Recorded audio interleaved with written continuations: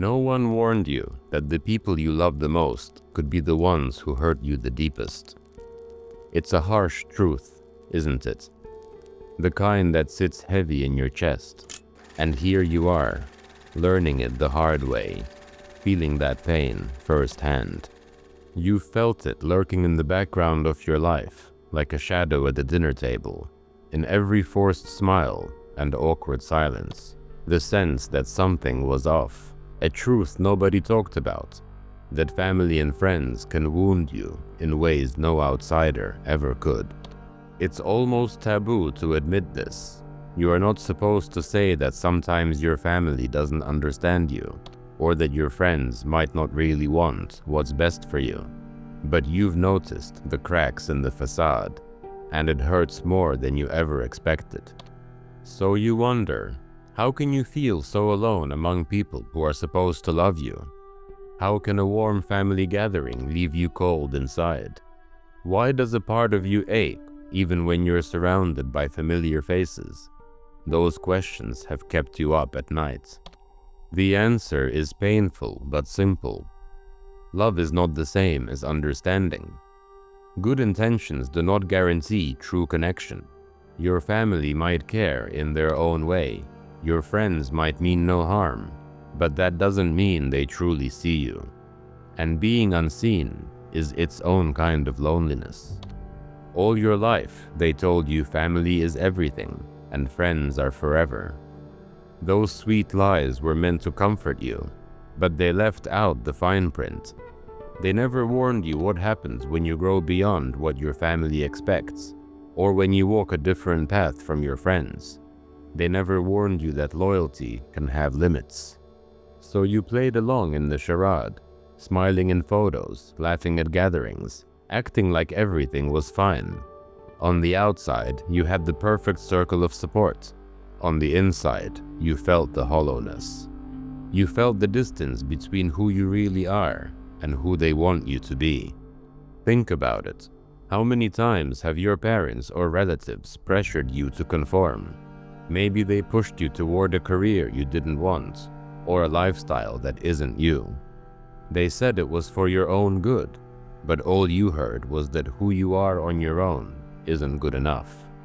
Picture this. You finally gather the courage to tell your family about the dream that sets your soul on fire. The room falls silent. Then come the lectures, the dismissive smirks, or the quick change of subject. Your enthusiasm dies in your throat. In that moment, the people who raised you make you feel small for reaching for something they never imagined for you. And afterward, you sit in your childhood bedroom or your car outside, feeling more alone than ever. You start to wonder if there is something wrong with you for wanting a life they don't approve of. They have a way of twisting your guilt so that you question yourself instead of questioning their lack of support. They might still say they love you. Probably they do. But that love can feel suffocating when it only embraces the version of you that fits their expectations. When you show them the rest of you, the real you get cold silence or sharp criticism. It's a love that warms you on good days and freezes you out on the bad. And what about your friends, the ones you choose, the ones you thought understood you? They were supposed to be different. Yet, there it is again, that sting of disappointment. One day you wake up changed, wiser, more ambitious, or simply more honest. You see them drift away as if your growth is a crime. Maybe you stop pretending to enjoy the gossip or the partying, and that friend who was always by your side suddenly isn't anymore. You reach out, you try to reconnect, but it's like talking to a stranger. They find excuses, they cancel plans. In truth, they preferred the old you, the one who didn't make them question themselves. Or perhaps you hit a rough patch and expected your friends to rally behind you, but instead of support, you got silence. The phone stayed quiet. The messages went unanswered. Someone who laughed with you on sunny days couldn't be bothered to hold an umbrella when your storm came. That realization cuts deep. It's heartbreaking, isn't it? to discover that a friend's loyalty ran only skin deep, to realize that your bond was conditional, built on convenience or a version of you that no longer exists. Now you're left sifting through memories, wondering if any of it was real or just another comforting illusion. And then there is that awful telling silence after you bare your soul. Think of the time you confessed a personal pain, perhaps to your best friend, perhaps to your mother, hoping for understanding. Instead, you got a polite nod, maybe a mumbled, "I'm sorry," and then they change the subject. The emptiness that follows is like a cold wind blowing straight through your chest. That silence sends a message louder than any words. They don't know what to say because they don't truly understand what you feel. So you stop talking. You retreat back into yourself, telling yourself you were foolish to open up. Loneliness within a relationship is far crueler than being alone by yourself. You start to learn the difference the hard way, the difference between loneliness and solitude. Loneliness is what you feel when you're surrounded by people, yet unseen and unheard. Solitude is something else entirely, something you haven't quite embraced yet. It's a choice, not a curse. At this point, Arthur Schopenhauer would give you a knowing look. He was a philosopher infamous for his pessimistic view of human relationships. He wouldn't be shocked at all that you feel this way.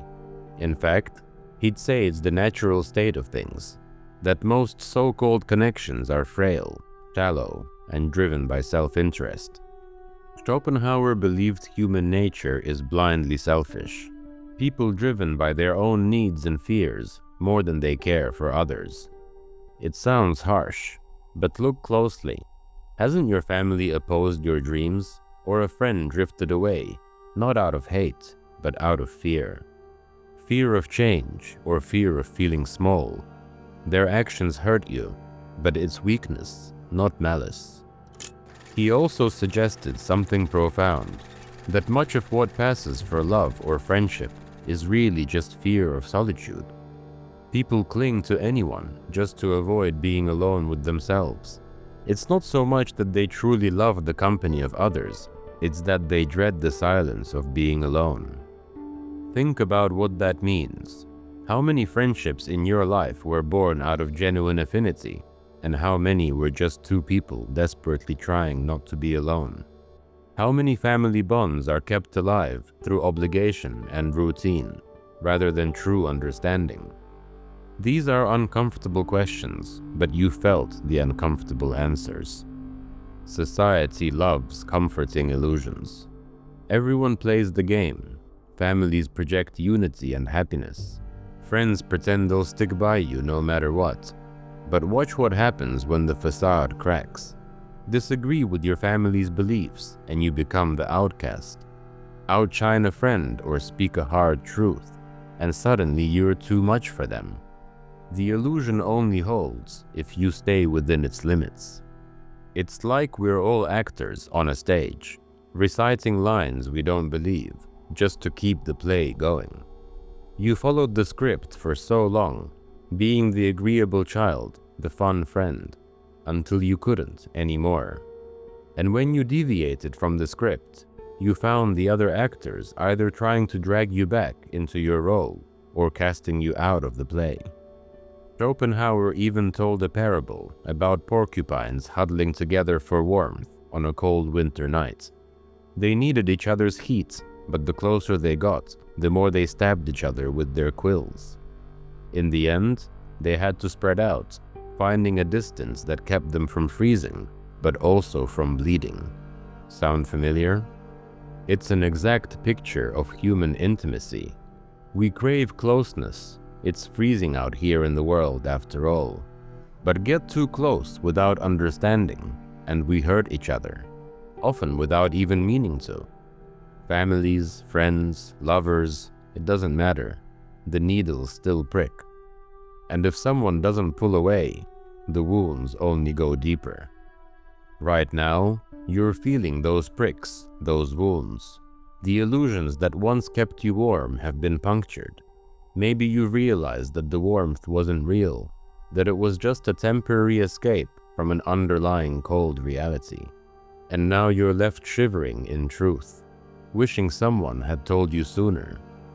But nobody did. Nobody warned you that you might be the outlier in your own home, or that friends could become strangers overnight. No one pulled you aside to say, listen, not everyone who laughs with you really cares about you. They let you discover it on your own, and it nearly broke you. So here you are, wiser now, but also wounded. And let me tell you something important. You're not crazy for feeling this. You're not wrong or ungrateful because you see the cracks in your relationships. You're simply awake. You're seeing through the illusions that most people accept just to feel comfortable. Many people never reach this point. They'll go their whole lives brushing these truths aside, convincing themselves that every false friend is true, that every manipulative family remark is just tough love. They stay in the fog because it's easier than facing the knife of reality. But that's not you. You wouldn't be here if it were. You're here, facing it. And yes, it's painful. It's disillusioning by definition. Illusions are falling apart. But there is a quiet courage in that. Schopenhauer would say you've taken the first step toward wisdom, seeing the world as it is, not as you wish it to be. So what do you do with this knowledge? Give up on people entirely? Close yourself off in bitterness? That temptation is there, no doubt. After all, if nobody warned you and you had to learn the hard way, it's easy to feel anger, even rage, at the world and everyone in it. But that's not the answer. The answer isn't to hate your family or curse your friends. It's to change the way you rely on them. It's to let go of the naive expectations that they will always understand or validate you. In short, it's to reclaim your power from those relationships. This is where solitude comes in, not as a punishment, but as a choice. Schopenhauer believed that only in solitude can you truly be yourself, free and unchained. When you stop depending on others to complete you, something unexpected happens. The loneliness begins to fade, and the sense of peace starts to grow. Solitude isn't the same as isolation in despair. It's a sacred space where you can hear your own voice again. The silence that once scared you becomes comforting because it's honest. No fake smiles, no forced conversations, no pretending to be someone you're not. Just you, finally allowed to exist as you are. When you rely on yourself for validation and meaning, you become stronger than you ever imagined. The barbs and slights from family and friends still hurt, yes, but they don't define you. You can see them for what they are, reflections of those people's limitations, not a judgment of your worth. That realization is freeing. Your family might never understand the real you, and that's okay. Your friends might not follow you to the life you want, and that's okay too. You stop begging them to. You stop needing them to. You accept that some people will remain in the shallow end while you dive deep, and you let them. In that acceptance, a new peace quietly finds you. It's the peace of lowered expectations and unburdened shoulders. You no longer expect the sky from people who can barely see past the ground. You take what they can offer, and the rest you provide for yourself. There is less drama, less disappointment, and more calm. It might still sound somber, choosing to stand alone rather than lean on flimsy bonds. But think of it this way: better to walk alone in truth than to follow a crowd in lies. Better to be in honest solitude than to feel lonely in the arms of an illusion. That clarity is a gift, even if it came wrapped in pain. What remains after the illusions are gone? You, just you, stronger, more aware, and strangely calm. The world hasn't changed. Your family is still the same. Your old friends are doing what they've always done, but you have changed. You see the reality clearly now, and with that sight comes a measure of freedom. No one warned you about your family and friends, but now you're warning yourself. Now you know that sometimes those closest to you can hold you back, whether they mean to or not. You know that understanding is rarer than love, and that you cannot force someone to comprehend your soul. And now that you know, you face a choice. Try to forget this truth, pretend you never peeked behind the curtain, and go back to living the lie. Or embrace it, let it guide you and change your life. The door is open. Either step through and walk your own path, or stay behind and cling to the fantasy. Not everyone will step through. Most people will never find that door, but I suspect you will. Because if you've listened this far, you're one of the few willing to face the uncomfortable realities. That sets you apart. It means you won't settle for the shallow comfort of lies anymore. It also means you're not as alone as you think. Others like you are waking up to these truths. We may be few, but we recognize each other by the honesty in our eyes. By seeing the world clearly, you've quietly joined a new family, bound not by blood or convenience, but by a shared hunger for truth. If this message resonates with you, let it be known. Share a small sign, even if it's just writing "no more illusions" in the comments, so we know who has awakened to this reality. Let others like you see that they're not strange or alone in feeling this way. And if a part of you feels a quiet relief hearing these words, consider subscribing, not for entertainment or comfort, but for the truth, because here we confront the things no one else will tell you. This journey isn't over. In fact, it's just beginning. Take a breath now and look at your life with this new clarity. Yes, it's somber to realize that not everyone in your life truly understands you, but it's also empowering. You've been given a rare gift, the chance to step out of the shadow of others' expectations and into your own light. In the quiet that follows heartbreak, you find unexpected peace.